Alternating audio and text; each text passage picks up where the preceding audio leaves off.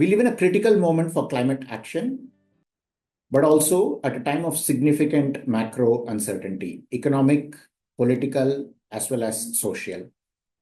Even in this context, Asia has seen pockets of significant progress on the climate transition. For example, in the power sector, India has built more than 20 gigawatts of renewable capacity in the first half of this year, which is a 10% increase on its total renewables base and a 50% increase versus the same period last year. Indonesia, for example, recently refreshed its 10-year power sector plan with more than 60 gigawatts of new capacity, 75% of which will be renewables, and more than 50,000 kilometers of smart grid to support the penetration of renewables. Overall, Asia matters for the climate transition. Developing Asia today stands at a much lower energy intensity base versus the developed world, and much of the energy infrastructure for Asia remains to be built.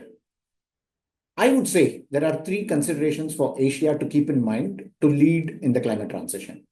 First, building right the first time. Many of the investments that we make today will have useful lives well into the future, for decades. It will be prudent to keep in mind how the system will grow and decarbonize at the same time. For example, ensuring transmission infrastructure is built smart to take into account an increasing share of renewables. Second, the role of public-private collaboration. In Asia, in many countries, the energy sector has been traditionally state-dominated. Increasingly, we see a bigger appetite for the private sector to be involved, as the required financing is just of a different scale. Third, investment decisions factoring in socio-economic trade-offs. Developing Asian economies need to act on the transition while keeping the energy trilemma or even the quadrilemma in mind. How sustainability, affordability, energy security, and economic productivity will go hand in hand. To help with this, we have recently developed and launched the Climate Transition Impact Framework, CTIF, which is a tool for decision makers to compare the socio-economic impacts of different climate action pathways.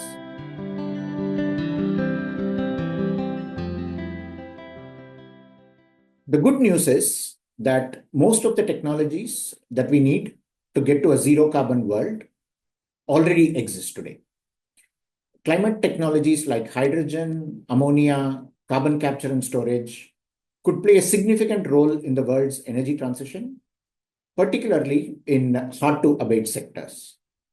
However, they are at different levels of commercial viability and adoption, which is not unexpected for emerging technologies. Scaling these technologies will require momentum on three dimensions.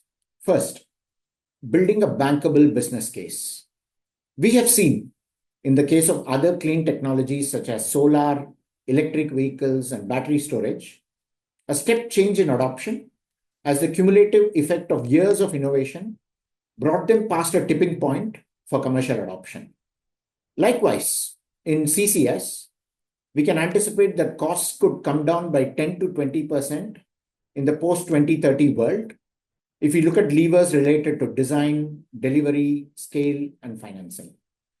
Second, regulatory and policy certainty. Many of the technologies that we are talking about require investments in projects that have useful lives that will be measured in decades. Current and projected policy certainty will ensure that investors and developers in these early stage projects have confidence that there will be economic viability well into the future. Commercial and regulatory enablers are very important to create an effective business case. One example recently is an initiative pioneered by the Monetary Authority of Singapore, together with its partners in the Transition Credits Coalition, TRACTION, in which high integrity transition credits were used to serve as a complementary financing mechanism to accelerate and scale the early retirement of coal-fired power plants. Last, the role of cross-border collaboration. Many of these technologies will require overcoming cross-border barriers as the demand and the supply exist in different jurisdictions. One example is in CCS, the emergence of an ecosystem that taps into Singapore's demand, but the storage capacity is actually available in other ASEAN countries. Establishing clear regulations such as cross-border operations, emissions sharing frameworks, and accounting standards will give investors more confidence.